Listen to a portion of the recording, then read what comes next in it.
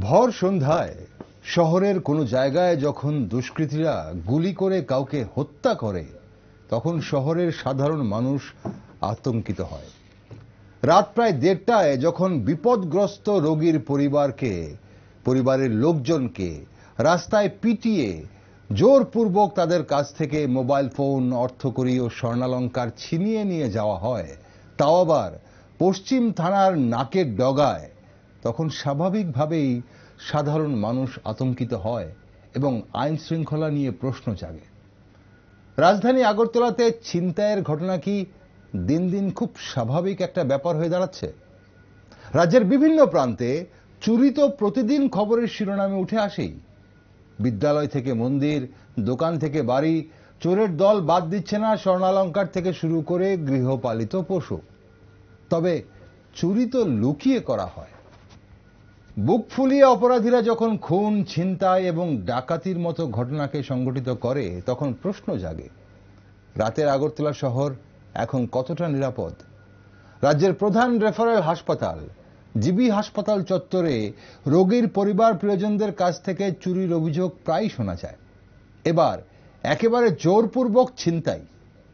শান্তিপ্রিয় মানুষের আগরতলা শহর কি ক্রমশই আতঙ্ক নগরীতে পরিণত হচ্ছে? রাতের আগরতলা শহর কি বের হতে পারবে না সাধারণ মানুষ? শহরের তথা রাজ্যের আইন শৃঙ্খলা রক্ষার দায়িত্ব আরক্ষা প্রশাসনের। তাহলে সাধারণ মানুষকে নিরাপত্তা দিতে কি ব্যর্থ প্রশাসন? এসব দুর্বৃত্তদের বিরুদ্ধে পুলিশ কেন জিরো টলারেন্স নীতি গ্রহণ করতে পারছে না? সমস্যাটা কোথায়? সদিচ্ছার অভাব নাকি সমস্যাটা অন্য জায়গায়? তা নিয়ে আলোচনা প্রয়োজন। নমস্কার, আমি দীপেন আর আপনারা দেখছেন নিউজ ভ্যানগার্ড। রাজ্যের বর্তমান আইন শৃঙ্খলা নিয়ে একটি গুরুত্বপূর্ণ আলোচনায় আজ আমার সাথে রয়েছেন রাজ্যের অবসরপ্রাপ্ত পুলিশ আধিকারিক নন্দন সরকার এবং বিশিষ্ট আইনজীবী অরিন্দম ভট্টাচার্য। দুজনকে স্বাগত আজকের অনুষ্ঠানে। নন্দনবাবু, রাতের আগরতলা শহর সাধারণ মানুষের জন্য কতটা নিরাপদ বলে আপনি মনে করেন? নমস্কার, নিউজ ভ্যানগার্ডে আমাকে আজকে ডাকার জন্য সমগ্র নিউজ ভ্যানগার্ড ফ্যামিলি এবং আপনাকে ধন্যবাদ। দেখুন, আজকে আপনি যে প্রশ্নটা করছেন সেটা খুবই প্রাসঙ্গিক। কারণ পশ্চিম থানার থেকে 150-200 মিটার দূরে যদি কোনো ইনসিডেন্ট হয়ে যায় তো সেটা আমি নিদারুণভাবেই বলবো যে সেটা পুলিশ প্রশাসনের ব্যর্থতা। এখন সেই ব্যর্থতাটা কেন হচ্ছে সেটা আপনারা একটু ধৈর্য করে শুনতে হবে আপনাকে। আচ্ছা, দেখুন, পুলিশের যে নিয়ম নীতিগুলো আছে, কিভাবে ওর মানে ল অ্যান্ড অর্ডার মেনটেন করবে, কিভাবে ও ইন্টেলিজেন্স উইংটাকে সচল রাখবে এবং আরো বিভিন্ন ধরনের যে ওর যে স্পেশালাইজ যে ইউনিটগুলো আছে সেগুলোকে কিভাবে রেখে মানে সার্বিক একটা পুলিশি ব্যবস্থা উপহার দিবে জনগণকে, সেটা কিন্তু আমি এখন দেখতে পাচ্ছি না। আচ্ছা, আজকে দেখুন, আমাদের এই যে ত্রিপুরা, সেটা বাংলাদেশের চতুর্দিক দিয়ে ধরতে গেলে বাংলাদেশ দিয়ে ঘেরা। মানে বাংলাদেশ এবং আসামে যেসব দাগি ক্রিমিনালরা আছে এরা এখন হয়তো অনেকেই এখানে এসে বিভিন্ন ভাড়া নিচ্ছে বাড়ি ঘরে। আচ্ছা, হয়তো বিভিন্ন ঠিকাদারের অধীনে যেসব এই যে শ্রমিকরা আছে শ্রমিকদের মধ্যে মিশে যাচ্ছে। আচ্ছা, শ্রমিকের ছদ্মবেশে হয়তো কোনো দাগি আসামি এখানে দিনের পর দিন থেকে যাচ্ছে। অনেক বাড়িতে হয়তো ভাড়াটিয়া আছে, মালিক ভাড়া দিয়ে দিয়েছে, ভাড়া পেয়ে কিন্তু মালিক জানে না কাদের ভাড়া দিয়েছে। আচ্ছা, বাংলাদেশ থেকে লোক এসে এখানে বিভিন্ন জায়গায় একটা নিরাপদ আশ্রয় খুঁজে পেয়েছে, যেখানে ওরা হয়তো ওদের একই কমিউনিটির লোক, হয়তো ওরা ভাড়া দিয়ে দিচ্ছে, কিন্তু পুলিশের কোনো ইন্টারফারেন্স নেই, এমনকি জনসাধারণের কোনো ধরনের খবর নেই। আপনি আজকে বাংলাদেশে যান, আপনি যে বাংলাদেশে গিয়েছেন সেটা অন্তত 50টা লোকের কাছে খবর চলে যাবে। এখানে বিভিন্ন জায়গায় বাংলাদেশ থেকে এসে বিভিন্ন কাজ করে যাচ্ছে, বিভিন্ন বাড়িতে ভাড়া রাখছে, পুলিশের কাছে কোনো খবর নেই। আচ্ছা, এখন সেই ব্যাপারে অনেকদিন থেকে আগের থেকে বলা হচ্ছিল যে আগরতলা শহরে মামুন মিয়া বলে একজন, যে ওই যে বোমা শুদ্ধ ধরা পড়ে দিয়েছিল কোন একটা রাজনৈতিক নেতার বাড়িতে, তখনই বলা হয়েছিল যে পুলিশের কাছে এইসব ইন্টেলিজেন্স মানে বাইরের থেকে কে আসছে, কে থাকছে, কারা থাকছে সে সম্বন্ধে যে ধরনের রেকর্ড মেনটেন করা দরকার বা ডে টু ডে যে খবর নেওয়া দরকার, পুলিশের বিভিন্ন যে ইন্টেলিজেন্স উইং আছে যেমন ডিআইবি, এসবি, এদের কাছে কিন্তু সেটা নেই। অন্তত আমি মনে করি নেই। আচ্ছা, কিরকম আজকে ধরুন এই যে সিসিটিভি লাগিয়ে রেখেছে, সেই সিসিটিভির কি ইউজ আছে? আপনি সিসিটিভি দেখলেন একজনকে ছিনতাই করছে আর একজনকে মার্ডার করে দিচ্ছে, তখন আপনি সিসিটিভিতে ফেস দেখলেন, সবকিছু দেখলেন, কিন্তু আইডেন্টিফাই করতে পারছে না। আচ্ছা, কেন আইডেন্টিফাই কি করে করবে? এই লোকটা তো বাংলাদেশ থেকে এসছে, এসে এখানে হয়তো কোথাও ভাড়া নিয়েছে, লোকাল মানুষের কোনো খবর নেই, যে যার স্বার্থ নিয়ে ব্যস্ত, পুলিশের কাছে কোনো রেকর্ড নেই। আচ্ছা, তো এই ক্রাইম গুলো তো বাড়তে বাধ্য। কিছুদিন আগে আমি যখন এসপি ছিলাম রেলের, তখন আমার কাছে খবর ছিল যে করিমগঞ্জ, তারপরে এই যে ধরুন ওই চুড়াইবাড়ির ওদিক থেকে বিভিন্ন দাগি, চোর, ডাকাত এইগুলো এসে কুমারঘাটে বিভিন্ন জায়গায় অল্প ভাড়া নিয়ে থাকছে, মালিকটা ভাড়া দিয়েছে, এবং এরাই বিভিন্ন ভাবে ট্রেনে করে এসে ছিনতাই, রাজধানী, চুরি, ডাকাতি সবকিছু সমানে করে বেড়াচ্ছে, কিন্তু পুলিশের কাছে কোনো ধরনের এটা ফিডব্যাক নেই। আচ্ছা, তাহলে আপনি তাহলে বলছেন, তাহলে আপনার মূল কেন্দ্রবিন্দু, এখানে অভিযোগের মূল কেন্দ্রবিন্দু যারা এই অপরাধী, যারা এখানকার নয়, এখানকার আছে, এটা হলো কোলাবোরেটর। আচ্ছা, এরা কিন্তু অপের আসছে না, কারণ ওদের লিয়াসন করে যারা আইডেন্টিফাইড হয়ে যাওয়ার সম্ভাবনা আছে, ওদের আইডেন্টিটি ডিসক্লোজ হয়ে যাওয়ার সম্ভাবনা আছে। আচ্ছা, সেই জন্য ক্রাইম গুলো কিন্তু আমার মনে হয় করছে আসাম এবং এই যে বাংলাদেশ থেকে আগত বিভিন্ন লোক অবলীলাক্রমে এখানে ভাড়া পেয়ে যাচ্ছে, মানে বহিরাগত অপরাধীরা করছে। অপরাধী এদের দিয়ে ক্রাইম গুলো ম্যাক্সিমামে হচ্ছে। আর সেই কারণে পুলিশের কাছে কোনো ধরনের রেকর্ড নেই, পুলিশের কাছে কোনো ধরনের ক্রাইম রেকর্ড এই সংক্রান্ত নেই।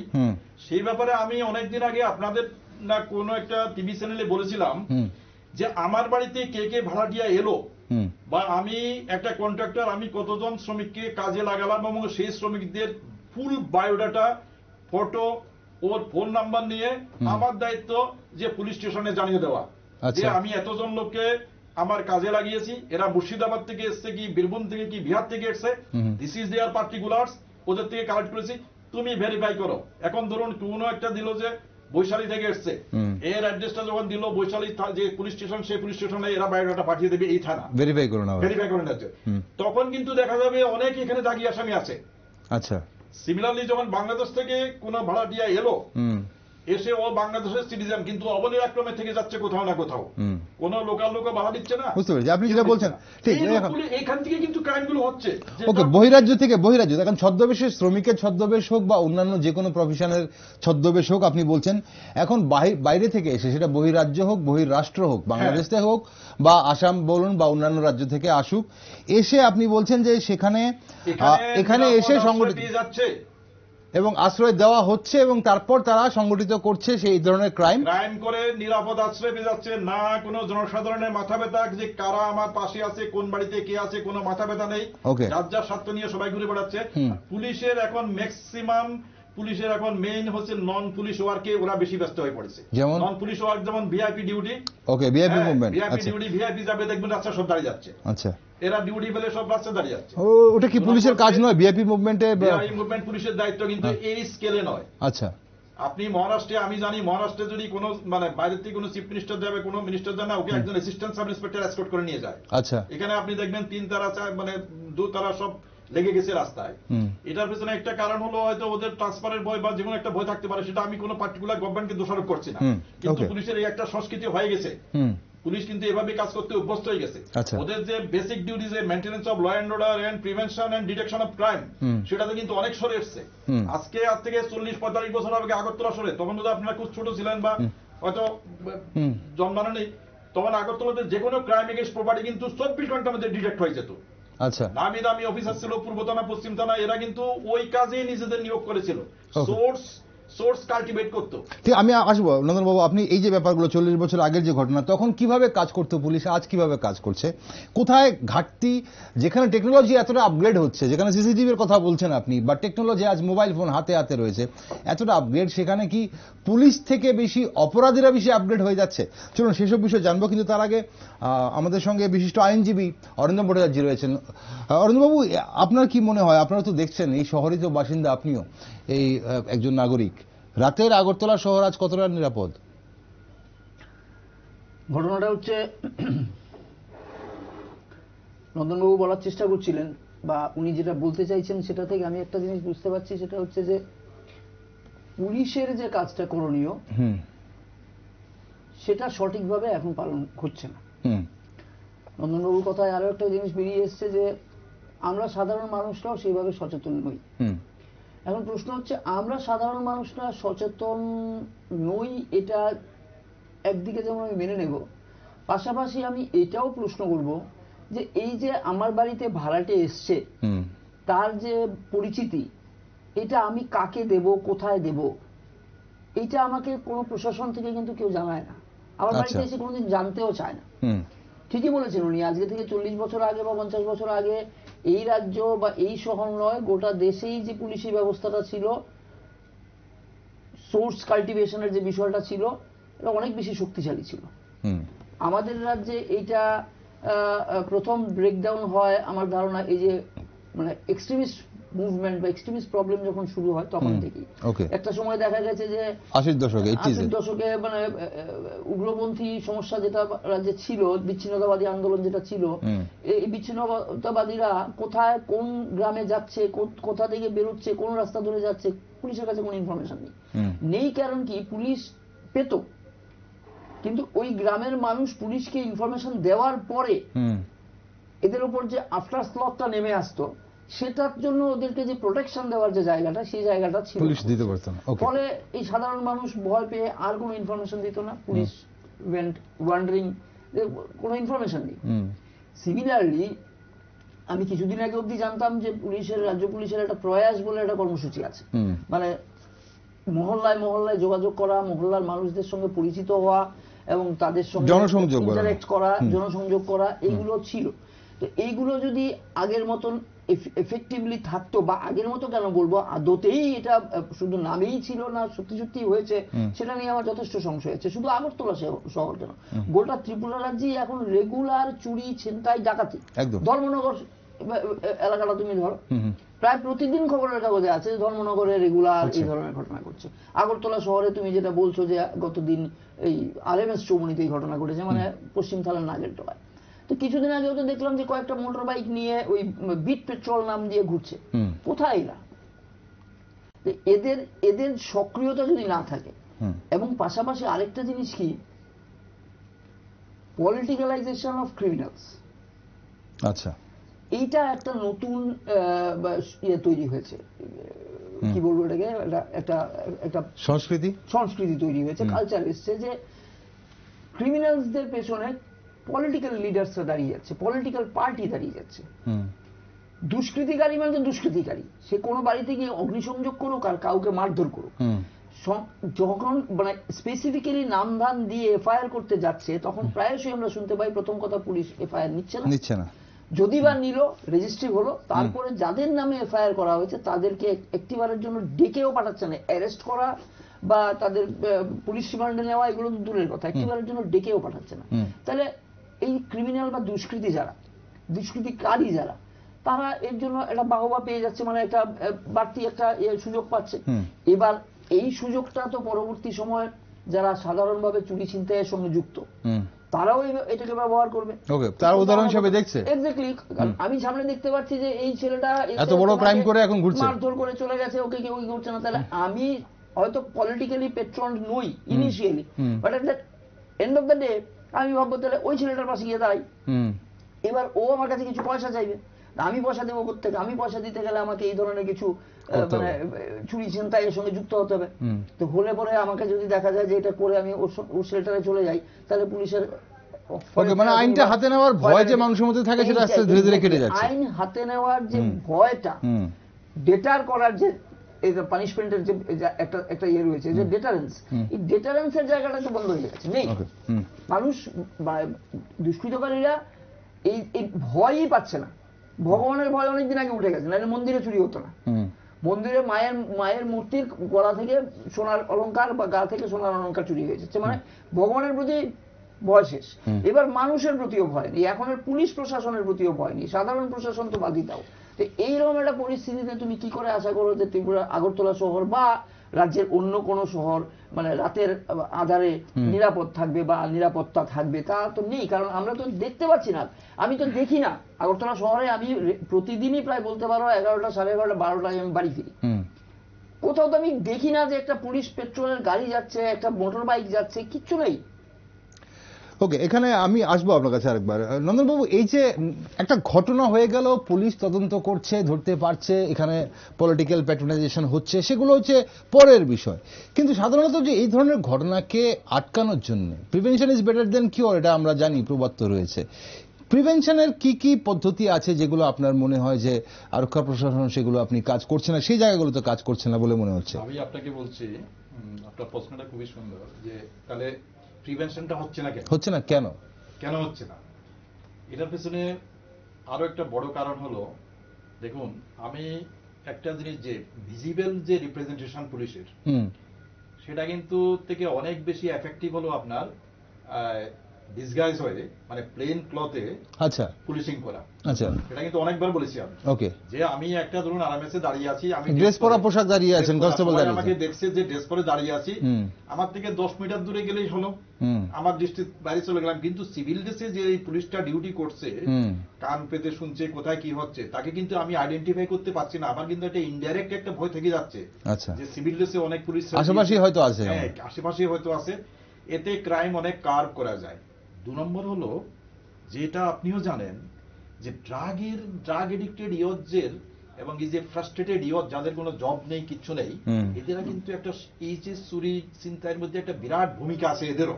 আচ্ছা, এই যে আমি কদিন আগে দেখলাম হাঁপানিয়া এসব এলাকা থেকে প্রায় ওই তার কেটে নিচ্ছে, রড কেটে নিচ্ছে, এই কেটে নিচ্ছে, কিন্তু তখন আমি এটা লক্ষ্য করলাম যে এগুলো তো কোনো পেশাদারি চোরের কাজ নয়। অর্থাৎ পেশাদারি চোর যদি চুরি করে, তাহলে সেটাই এইগুলো নিয়ে সে কি করবে?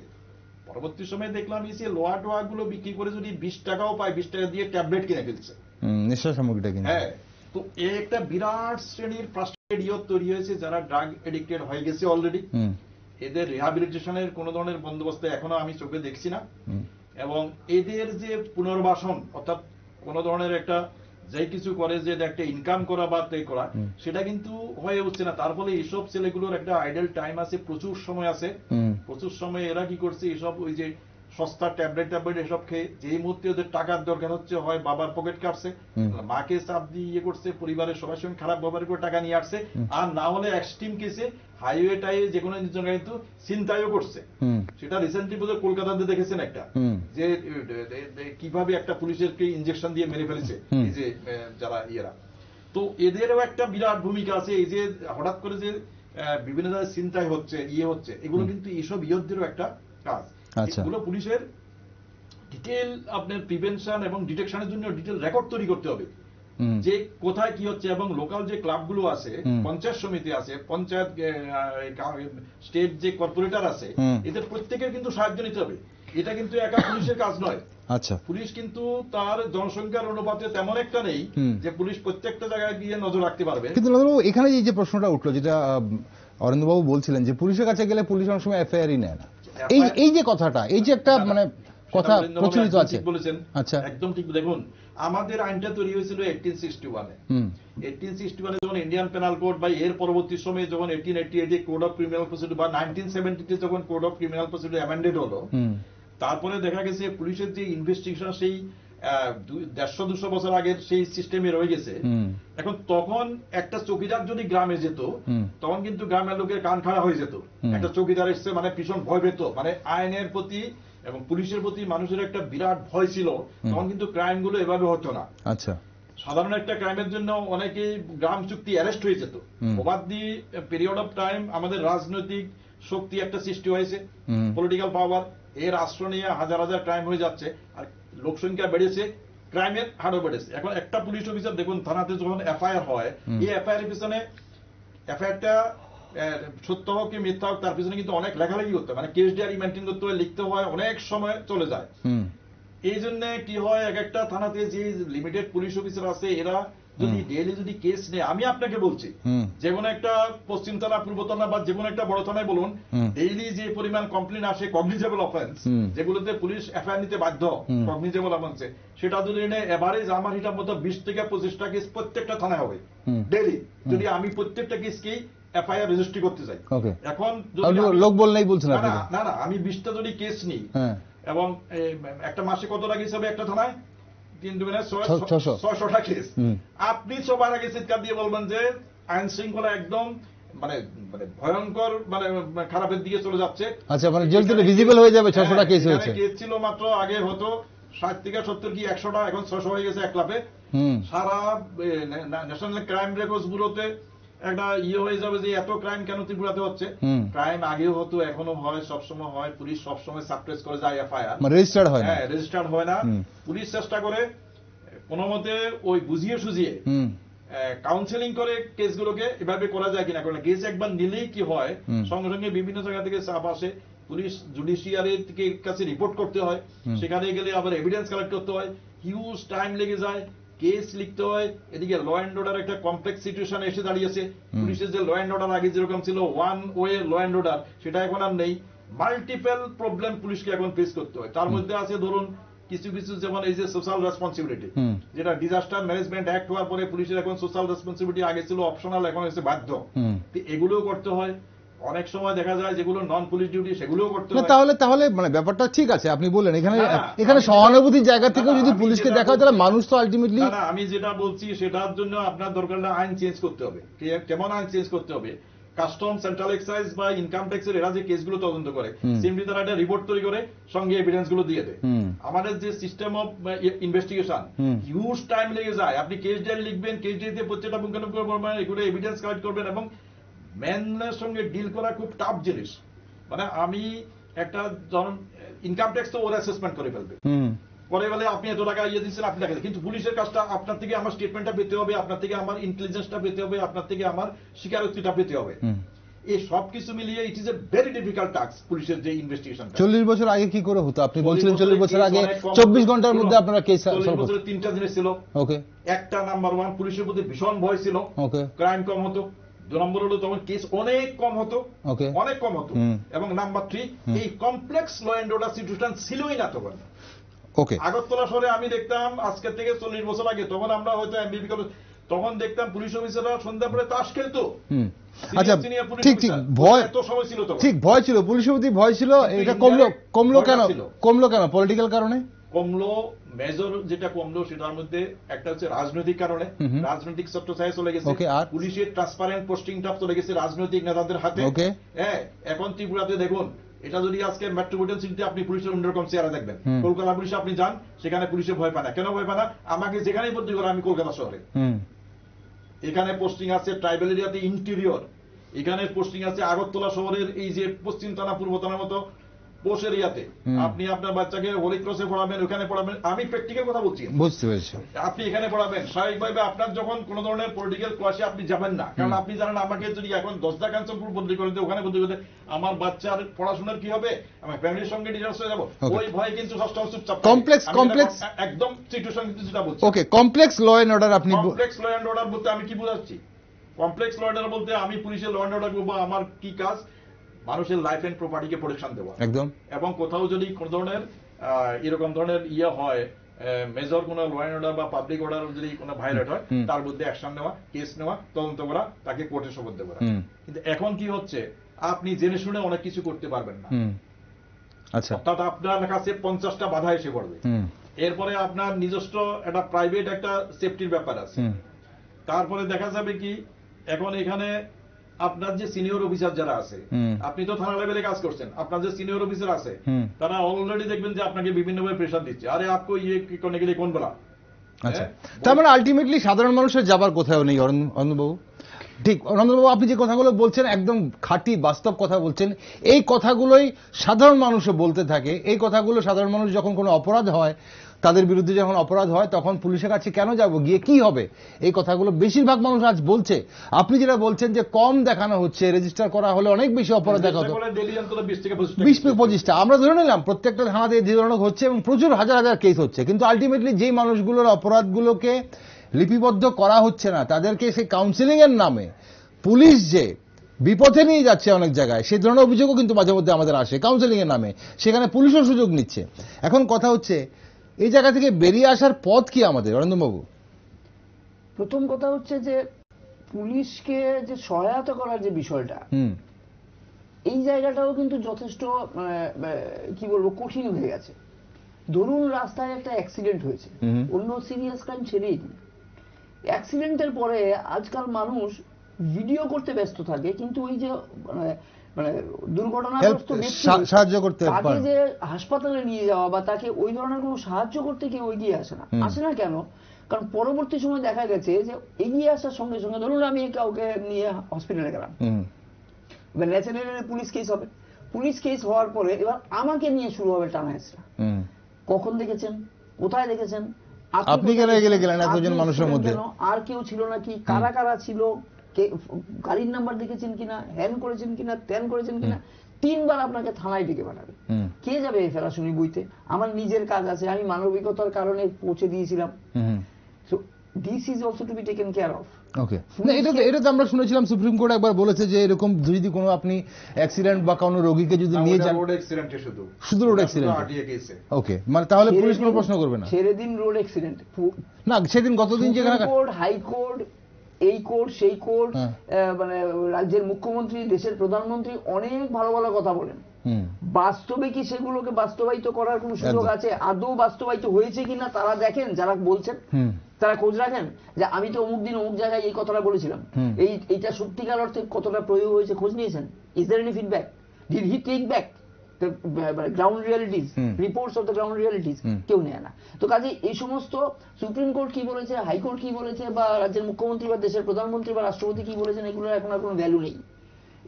বলার সময় সবাই বলে, কাজের সময় কিছু খুঁজে পাওয়া যায় না, বললেও কিছু করতে পারবে না। That is next issue. যদি বলেও মুখ্যমন্ত্রী তো আর নিজে গিয়ে করতে পারবে না। ওনার যে লোকেরা যদি কাজ না করে মুখ্যমন্ত্রী কি করবেন? মুখ্যমন্ত্রী তো মনে প্রায় চাইছেন হয়তো যে এখানে রুল অফ ল হোক, মানে কেউ যাতে ছাড়া না পায়। কিন্তু মানে মাইক্রো লেভেলে কারা কাজ করছে? ওনারা তো ম্যাক্রো লেভেলে আছেন। মাইক্রো লেভেলে যারা কাজ করছে আপনি প্রত্যেকটা লোকে তো, কিন্তু আপনি তো বলছেন যারা মাইক্রো লেভেলে কাজ করছে তাদেরকে উপর থেকে প্রেসার করা হচ্ছে, সিনিয়ররা প্রেসার করছেন। হ্যাঁ, সেটাও হচ্ছে। আমি বললাম না, এটা কমপ্লেক্স সিচুয়েশন। ওকে, এই কমপ্লেক্স সিচুয়েশনে আপনি একটা সিঙ্গেল কোনো ওয়ে পাবেন না যে গেলে আপনি দেখবেন যে এটা একটা প্যান্ডোরাস বক্স হয়ে গেছে, কিছুক্ষণ পরে দেখবেন যে আরেকটা ঘুরে ফিরে একই জায়গায় ঘুরপাক খাচ্ছে। এটা সত্যি কথা যে বাস্তবিক ক্ষেত্রে যে প্র্যাকটিক্যালি কাজটা করবে তার উপর প্রচুর চাপ থাকে। থানার ওসি চাইছে যে প্রত্যেকটা অভিযোগকে লিপিবদ্ধ করতে, কিন্তু তার সুপিরিয়র অথরিটি এসে বলবে ইতনে সারে কেসেস কিউ রেজিস্ট্রি কিয়া?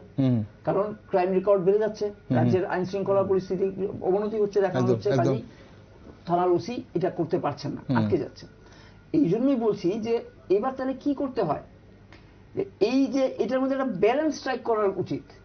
মুখ্যমন্ত্রী ম্যাক্রো লেভেলে কাজ করছেন, মাইক্রো লেভেলে যারা আছে তাদের যে সমস্যাগুলো আছে সেটা মুখ্যমন্ত্রীকে বুঝতে হবে, বা স্বরাষ্ট্রমন্ত্রীকে বুঝতে হবে, দেশের রাষ্ট্রপতিকে বুঝতে হবে, দেশের প্রধানমন্ত্রীকে বুঝতে হবে, দেশের সুপ্রিম কোর্টের চিফ জাস্টিসকে বুঝতে হবে, রাজ্যের হাইকোর্টের চিফ জাস্টিসকে বুঝতে হবে, বা জাস্টিসদের বুঝতে হবে যে গ্রাউন্ড রিয়ালিটিতে কি হয়েছে, কেন নিলে না। প্রথম দিনই ডেকে পাঠালো হাইকোর্টের জজ একজন পুলিশ অফিসারকে, আমার কাছে অভিযোগ এসছে, এফআইআর নেওয়া হয়নি, কেন নিলে না? আরে তোমার সমস্যাটা কি ছিল সেটা আগে শুনি তো, তুমি কেন নিতে পারলে না, শুনতে চাইছেন, কেন নিলে না বা নিতে পারলে না কেন, তোমার কি সমস্যা ছিল? If there is a justified reason, then it should be condone. But always it is like that যে আমি তোমাকে প্রশ্ন করবো কিন্তু তুমি কোনো উত্তর দেবে না, বা তোমার কি সমস্যা আছে সেটা আমি শুনতে চাই না। তো এই সমস্যার জায়গা থেকে দাঁড়িয়ে মানুষ সহযোগিতা পাচ্ছে না প্রশাসনের কাছ থেকে বা পুলিশ প্রশাসনের কাছ থেকে। ইকুয়ালি এনাফ পুলিশ প্রশাসনও মানুষের কাছ থেকে সহযোগিতা চাইছে না, কারণ সহযোগিতা চাইলেই তাদেরকে এক্সটেন্ড করতে হবে হাত, আর এক্সটেন্ড করলেই পরেই কমপ্লেক্সিটি চলে আসবে, নানান রকম বার্ডেন, এক্সট্রা বার্ডেন চলে আসবে, এইগুলোকে নেওয়া যাবে না। এবং এইটা তো সত্যি কথা, এখন পুলিশ প্রশাসন যদি বলো আমার রাজ্যে হোক বা দেশের অনেক জায়গাতেই হোক, পলিটিক্যালি প্রচন্ড প্রেসারে থাকে, রেপ হয়ে গেছে। এবার কোনো একটা রাজনৈতিক দল বা মানবাধিকার সংগঠনের ব্যক্তিরা বা সদস্যরা ওই এলাকায় যেতে চাইছে, ওই বাড়িতে যেতে চাইছে, যারা ভিকটিম তাদের সঙ্গে কথা বলতে চাইছে, পুলিশ যেতে দিচ্ছে না। কেন যেতে দিচ্ছে না? কারণ এটা নিয়ে পরবর্তী সময় রাজনীতি হবে, পলিটিক্স হবে। এবার পুলিশ ওই রাজ্যের যে প্রশাসন রয়েছে সেই প্রশাসন যদি বলে যে দেখো এটাকে হাসাপ করতে হবে, এটাকে লোয়ার লেভেলে রাখতে হবে, এটাকে ফ্লেয়ার আপ করতে দেওয়া যাবে না, তো পুলিশ বাউন্ড যেতে দেবে না। তাহলে সত্যিকারের কি ঘটনা ঘটেছিল কেউ জানছে না, এবার পুলিশ পুলিশের মতন করে রিপোর্ট দেবে, বা ওদের প্রভুদের খুশি করার জন্য, বা রাজনৈতিক প্রভু হোক বা প্রশাসনিক প্রভু হোক, তাদের খুশি করার জন্য যে রিপোর্টটা দিলে ভালো হয় সেই রিপোর্টটা দেবে। তার মানে কি মূল যে ঘটনাটা ঘটেছিল সেটা কি হয়েছিল সত্যিকার অর্থে সেটা বেরোবে না। তাহলে আপনাদের কথা থেকে এটাই মানে আমরা মানে এতটুকু তো বুঝতে পারছি যে পুলিশ তাহলে এতটুকুই পলিটিক্যাল প্রেসারে এখন এই মুহূর্তে আছে যে সাধারণ মানুষের আর যাবার কোথাও নেই এই ধরনের ঘটনা যখন।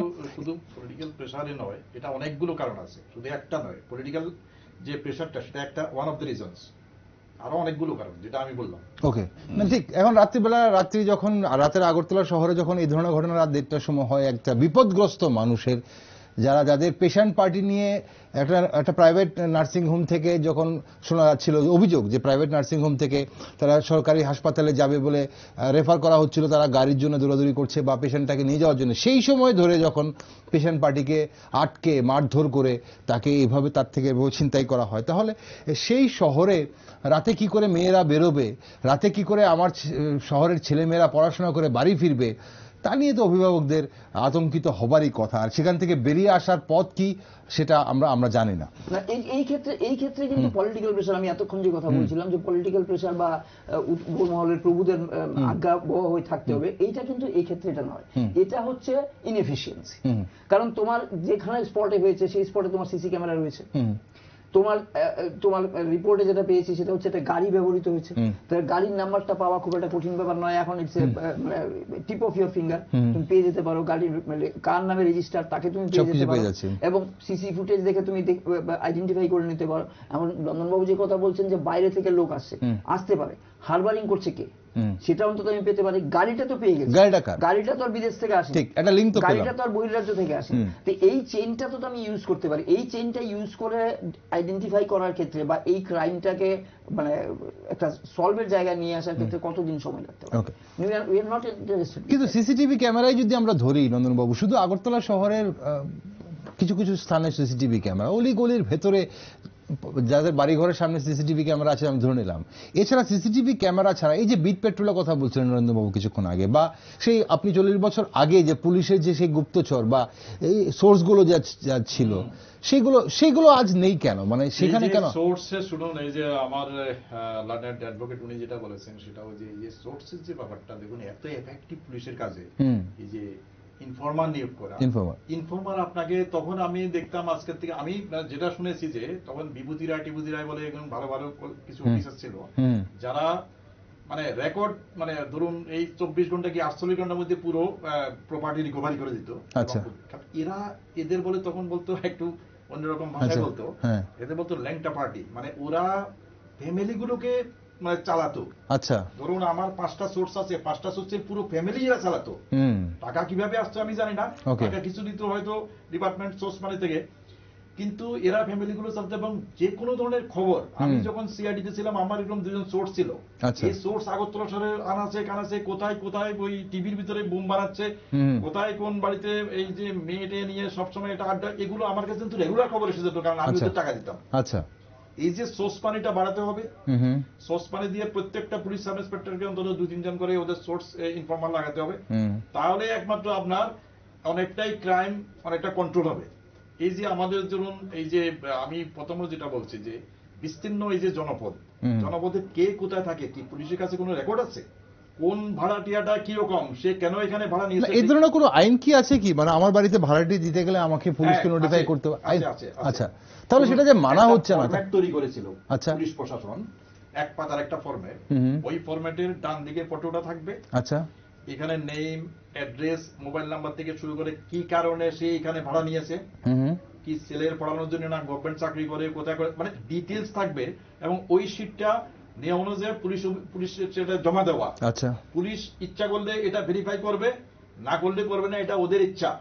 আমি আমার দিয়ে দিলাম। এখন দেখা যাচ্ছে এই যে মুম্বাইতে, আমি একটা কথা বলছি, মুম্বাইতে তাজমহল হোটেলে যখন এত বড় ঘটনা হয়ে গেল, 250 থেকে 300 লোককে মেরে ফেললো 5টা লোক, তারা কিন্তু এই ঘটনা 3 মাস আগে এখানে এই মুম্বাইতে ছিল, মুম্বাই না এই তাজবেঙ্গলে ঢুকেছিল। আজকে যদি তাজমহল হোটেলের যে তৎকালীন যে ম্যানেজার বা যারা অথরিটি ছিল, এরা যে এখন কাজে নিয়েছে, সঙ্গে সঙ্গে এদের এই যে পুরো পার্টিকুলারটা ওই শিটে লোকাল পুলিশ স্টেশনে পাঠিয়ে দিত, পুলিশ তো তদন্ত করে দেখতো, আরে এগুলো তো এখানে লোকেই নয়, এটা তো অন্য কোনো ইয়ে থেকে, ওই ঘটনা কিন্তু হতো না। আমি কিন্তু বারবার বলছি, আমি যে কথাটা বলছি সেই কথাটা কিন্তু এফেক্টিভ। তাহলে এখানে আমরা বুঝতে পারি তাহলে এই যে আপনি বলছেন শ্রমিক হোক, এমপ্লয়ি হোক, বা বাইরে থেকে যারা ভাড়াটিয়া হোক, তাহলে ঠিকাদারের যে শ্রমিকগুলো আগরতলা এদের এই দায়িত্বটা কে নেবে? পুলিশ তো নিজে থেকে কোনো কিছু করছে না, কোনো সার্ভে করছে না। পুলিশেরই দায়িত্ব, পুলিশেরই দায়িত্ব। এই জন্যই বলছিলাম আমি যে প্রয়াস নামে যে এটা শুরু হয়েছিল সেটা আদতে এখন কোন জায়গায় আছে? পুলিশেরই দায়িত্ব। এই যে প্রয়াস মানে হলো মহল্লায় মহল্লায় বসে ওখানকার লোকাল রেসিডেন্টস যারা আছে, মুরব্বী যারা আছে, তাদের সঙ্গে এক্সচেঞ্জ করা, ইন্টার এক্সচেঞ্জ করা, নিউজ এন্ড ভিউজ, মানে আমরা কি চাই আপনাদের কাছ থেকে, আপনারা আমাদের কাছ থেকে কি চান, এটা আদান প্রদান করা। আপনার পাড়ায় কতজন মানুষ থাকে, ওরা কারা, তাদের আইডেন্টিফিকেশন তো আমরা ভোটার লিস্ট বা ইত্যাদি থেকে পেয়ে যাচ্ছি। কিন্তু এই যে বাইরের যারা আসছে, ভাড়াটে আসছে বা থাকতে এসছে, তাদের পার্টিকুলার গুলো আমাদের কাছে পৌঁছে দেয়। মানুষের ইন্টারেস্ট থাকে না।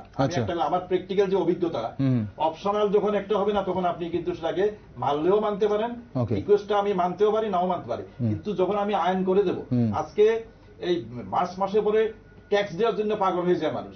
কেন জানেন তো? ইনকাম ট্যাক্সে যদি একবার নোটিশ দেয়, নোটিশের পরে কিন্তু একটা প্রত্যেক দিন একটা ফাইন হওয়ার একটা সিস্টেম আছে। সে কিন্তু নিজের থেকে যায়, ইনকাম ট্যাক্স কিন্তু বাড়ি বাড়ি যায় না, ও নিজের থেকে ইনকাম ট্যাক্স অফিসে যায়। সিমিলারলি পুলিশ থেকে যদি এই সার্কুলারটা দেয় যে এখন থেকে যে কোনো বাড়িতে ভাড়া দিয়ে দেয়, ওর পার্টিকুলার আমাদের দিতে হবে। যে কোনো শ্রমিক যদি আসে, ওর পুরা লেবার কারা কারা আছে, এদের টোটাল পার্টিকুলারটা আমাদের দিতে হবে। সিম্পলি একটা government circulator notification home department থেকে দেবে। দিচ্ছে না কেন?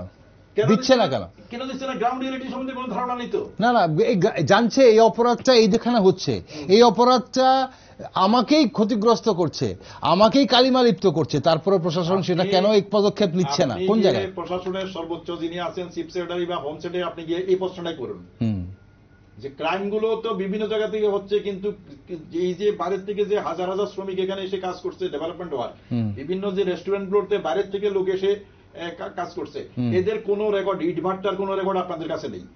তো এই যে ইটভাটাতে কাজ করছে, ইয়ে করছে, বিভিন্ন দাগি লোকরা এখানে ঢুকে যাচ্ছে। কিন্তু ধরুন আমি ঝাড়খণ্ডে কোন একটা মার্ডার করে আমাকে পুলিশ করছে, আমি চট করে এখানে কোন একটা ইটভাটা ঢুকে গেলাম, ইটভাটার মালিক যতক্ষণ ধরে না রেকর্ড মেনটেন না করবে, আমার লোকাল অ্যাড্রেসটা বের করে আমার ওখানে থানাতে না পাঠাতে, ততক্ষণ আমি ধরা পড়বো না। আপনি বহিরাজ্যের কথা বলছেন, বহিরাষ্ট্রের কথা বলছেন।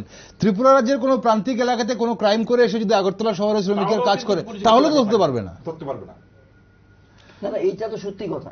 এইটা প্রশাসনের তরফ থেকে এটা মানে ম্যান্ডেটরি করার কথা, ম্যান্ডেটরি হওয়া উচিত। এবং যদি দেখা যায় লোকাল পুলিশ, এখন সত্যি কথা বলতে কি ম্যান পাওয়ার কমে গেছে, ওয়ার্কলোড বেড়ে গেছে। পুলিশ প্রশাসনে যারা যুক্ত, পুলিশে চাকরি করে যারা, তাদের সবসময় তাদের উপরই দোষ চাপিয়ে দিলে কিছু লাভ হবে না। ম্যান পাওয়ার কমে গেছে কিন্তু ওয়ার্কলোড বেড়ে গেছে। এবার ম্যান পাওয়ার বাড়ানো দরকার। এবং ম্যান পাওয়ার বাড়ানো কেন দরকার? এই যে ম্যান্ডেটটা দিল, ম্যান্ডেটরি করলো যে আমার ফার্নিশ করতে হবে এই ইনফরমেশন পুলিশ থানায়, নিয়ারেস্ট পিএসএ। এখন আমি ফার্নিশ না করলে কি করবে?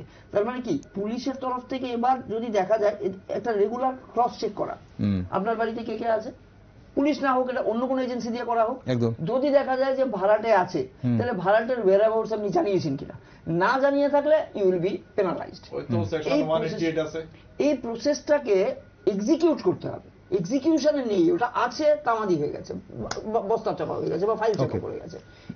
এই জায়গাটাকে যদি অ্যাক্টিভেট করা যায়, তাহলে আমার মনে হয় একদম ক্রাইম কমে যাবে। নন্দবাবু যে কথা বলছেন যে সত্যিকার অর্থে ক্রাইমের রেট অনেকটাই কমিয়ে যাবে। এখানে ঠিক একই ব্যাপারটাতে সাধারণ মানুষের এবং যে বিভিন্ন সামাজিক সংস্থাগুলো বা বিভিন্ন এলাকায় যে ক্লাবগুলো রয়েছে, তাদের কোনো ভূমিকা থাকতে পারে? নিশ্চয়ই ভূমিকা থাকা উচিত। বিরাট ভূমিকা আছে। ওই জন্য যে প্রয়াসটা হয়েছিল আদায় করার কথা, এই কাজ বলে কেবল ওই চাঁদা নেওয়া মানুষের থেকে, এটা দায়িত্ব ক্লাবদের।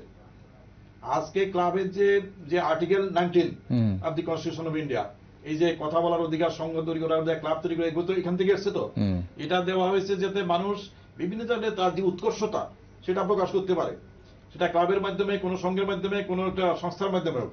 কিন্তু এখানে এখন ক্লাবগুলো কি চেহারা দেখি, ক্লাবগুলোর প্রতি লোকাল জনসাধারণের ভয় থাকে একটা, যে এই ক্লাবে এখন পূজা আসছে, আমাকে জানি কত টাকা দেয়। কেন এমন হবে? তোমাদের দায়িত্ব কি শুধু টাকা নেওয়া মানুষ থেকে, নাকি লোকাল এলাকাতে কে ঢুকেছে, কে কোথায় থাকে, কে কোথায়? আমি এবার পূজাতে জজ ছিলাম, দুর্গা পূজাতে। আমি জয়নগর এবং বিভিন্ন ক্লাবে গিয়ে আমি কতগুলো কথা বলে এসেছি। আমি বলি যে আপনারা এখানে যে ড্রাগের যে ঠ্যাকগুলো আছে, সেগুলোকে এখানে আপনারা ইয়ে করেন না, আমরা তো কিছু করি। আমি সব জায়গায় কিন্তু বলেছি, আপনি এগুলো আপনার দায়িত্ব। আপনি যখন এলাকার সবার অভিভাবক হয়ে আছেন, সবাই থেকে আপনি বিভিন্ন সময় বিভিন্ন প্রোগ্রাম করেন এবং ওনার থেকে চাঁদা নেন, এটাও তো আপনার দায়িত্ব যে এলাকাতে যে বিভিন্ন অসামাজিক কার্যকলাপ গুলো চলে এগুলোকে আপনার ইয়ে করা, প্রিভেন্ট করা। এবং এই যে বিশেষ করে সবচেয়ে বেশি যে ড্রাগের নেশা দিয়ে বিভিন্ন ধরনের চুরি ইয়ে হচ্ছে, তারপরে বিভিন্ন ধরনের চিন্তাই হচ্ছে, সেগুলো তো আপনার ক্লাব এলাকার কোন জায়গায় এগুলো হচ্ছে, এগুলো বাধা দেওয়ার দরকার। আপনার কাছে তো পাওয়ার আছে, কারণ একটা ক্লাবের একটা মানে সম্মিলিত একটা শক্তি থাকে। তো সেগুলো আমি কিন্তু বলেছি এবার, এবং আমি আপনাকে একটা কথা বলছি, এইভাবে যদি চলে, if you make all the clubs liable, যে তার যার এরিয়াতে অন্তত, এবং সেকশন 188 যেটা আছে, আমি লার্নার অ্যাডভোকেট আছে, যে ওমিশন টু গিভ ইনফরমেশন, যে আমি আমার এলাকাতে যদি যে আমি একটা খবর জানি which discloses commission of a cognizable offence বা যে কোনো ধরনের অফেন্স, সেটা যদি আমি লর যে এনফোর্সমেন্ট এজেন্সিকে যদি না জানাই, আমার বিরুদ্ধে কিন্তু প্রসিকিউশন হবে। কিন্তু সমস্যা তো অন্য জায়গায় নন্দন বাবু, আমি জানালে আমি ফেসে যাব। মানুষের মধ্যে তো এই ধারণা জন্মে গেছে এখন, কেন মানুষকে তো ফাঁসানো হচ্ছে। কেউ যদি একটা খবর দিয়ে থাকে যে আমার পাশের বাড়িতে এরকম হচ্ছে, পুলিশই খবর দিয়ে বলে দিচ্ছে যে আপনার বিরুদ্ধে উনি জানিয়েছিল, এবার ঘুরে তো আমি ফেসে যাচ্ছি। এরকম ঘটনাও তো হচ্ছে। ক্লাবের দায়িত্বটার কথা আসছে, ঠিক, যে ক্লাব যেহেতু চাঁদা নিচ্ছে, ক্লাবের তো এগুলো দেখার দায়িত্ব। মুশকিলটা হচ্ছে ক্লাবকে এই দায়িত্বটা যদি আমরা প্রশাসন দিয়ে দেয়, সরাসরি প্রকাশ্যে বলে, পরের দিন সকালে দেখা যাবে যে ওই এলাকায় মানুষ, ওই ক্লাবের অধীনে যে বাড়িগুলো আছে বা মানুষগুলো আছে, তারা এখন এই ক্লাবের অধীনস্থ হয়ে যাবে এবং ক্লাব ডিকটেট করবে, তুমি এটা করবে, এটা করবে না, ওটা করবে, এটা করবে না, এবং প্রয়োজনে ক্লাব এই পাড়ার এই যে বাসিন্দা তাকেও হেনস্থা করবে এবং শেষ পর্যন্ত যেটা হবে মিসইউজ অফ পাওয়ার। কাজে সমস্যাটা হচ্ছে এই জায়গাতে যে we have to strike in each and every walk of our life, in each and every field of our life we are required to strike a ব্যালেন্সের জায়গাটা থাকছে না। একটা দায়িত্ব আমাকে দিল, আমি কিন্তু এই দায়িত্বটা যা পেয়েছি তার থেকে বেশি অপব্যবহার করতে শুরু করলাম। That is the problem.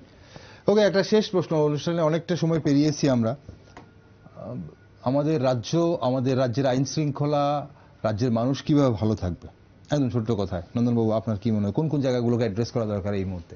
মানুষ যদি নিজে সচেতন হয় তার অধিকার এবং কর্তব্য সম্বন্ধে, এবং একই সঙ্গে যদি সরকারি যে সংস্থাগুলো আছে, বিশেষ করে পুলিশ এবং যে ক্রিমিনাল জাস্টিস ডেলিভারি সিস্টেমের যে বিভিন্ন উইংগুলো আছে, এদের যদি মানে নিজের থেকে যদি সহায়তা করে এবং একটু ভয় না পেয়ে, কোনো কিছু না পেয়ে যদি কাজগুলো করে যায়, নিজের যে নাগরিক হিসেবে যে কর্তব্য সেটা যদি পালন করে যায়, এবং নেসেসারি ইনফরমেশন যদি টাইম টু টাইম প্রশাসনকে দেয় কোনো ভয় না পেয়ে, আমার মনে হয় কিছুদিন পরে কিন্তু এই যে সমাজদ্রোহী বা বিভিন্ন ধরনের ক্রিমিনালরা কিন্তু একদম শায়েস্তা হয়ে যাবে। সেটা কিন্তু হবে, মানে আইন শৃঙ্খলা কিন্তু অনেক উন্নত হবে। অরিন্দমবাবু, সত্যি কথা বলতে কি, প্রত্যেকটা মানুষেরই একটা দায়িত্ববোধ থাকতে হয়। এইটা যত বেশি রকম বাড়ানো যাবে, এবং পাশাপাশি প্রশাসনের তরফ থেকে মানুষের দায়িত্ববোধটাকে মর্যাদা দিতে হবে। মানুষের দায়িত্ববোধের জায়গা থেকে মানুষ যদি প্রশাসনের নজরে কিছু একটা নেওয়ার চেষ্টা করে যে কোনো বিষয়ে, সেটাকে গুরুত্ব দিয়ে বিবেচনার মধ্যে নেওয়া এবং তার জন্য সক্রিয় একটা মানে পদক্ষেপ গ্রহণ করা, যাতে করে মানুষের আস্থা বাড়ে, প্রশাসনের উপর আস্থা বাড়ে। এই জায়গাটা যতক্ষণ পর্যন্ত আমরা স্ট্রাইক না করতে পারছি, ততক্ষণ পর্যন্ত কিন্তু আমাদের এই সমাজে এই যে ব্যাধিগুলো বা এই সমস্যাগুলো রয়েছে, এগুলো থেকেই যাবে। অসংখ্য ধন্যবাদ আপনাদের দুজনকে। আজ এই গুরুত্বপূর্ণ আলোচনায় আপনারা অংশগ্রহণ করলেন। আশা করি যারা শুনলেন আমাদের সঙ্গে, বিশেষ করে প্রশাসনের কর্তা ব্যক্তিরা নিশ্চয়ই একটু নজর দেবেন এই মুহূর্তে এই দিকে। ধন্যবাদ আপনাদের দুজনকে। দর্শক বন্ধুরা, এই শহরে, এই রাজ্যে সব সুস্থ মানুষের বসবাস, তাই অসুস্থ পরিবেশ কেউ চায় না। কথায় কথায় অস্ত্র বেরিয়ে আসুক, তা কেউ চায় না। বিপদগ্রস্ত মানুষকে রাস্তায় পিটিয়ে তার সর্বস্ব লুট হয়ে যাক, তা কেউ চায় না। মানুষের কষ্টার্জিত সম্পদ চুরি হয়ে যাক কিংবা লুট হয়ে যাক, তা কেউ চায় না। তাই রাজ্যে শান্তির পরিবেশ বিঘ্নিত করে এমন সব ধরনের ঘটনা প্রতিরোধ করার জন্য প্রশাসনকে আরো কঠোর হতেই তো হবে। যা যা পদক্ষেপ গ্রহণ করার প্রয়োজন তা গ্রহণ করতে হবে। তবে কি করছে প্রশাসন, সেদিকে নজর রাখছি আমরা। তাই দেশ, দুনিয়া ও রাজ্যের বিভিন্ন নিউজ আপডেট এবং টকশো দেখার জন্য আপনারা চোখ রাখুন শুধুমাত্র নিউজ ভ্যানগার্ডে।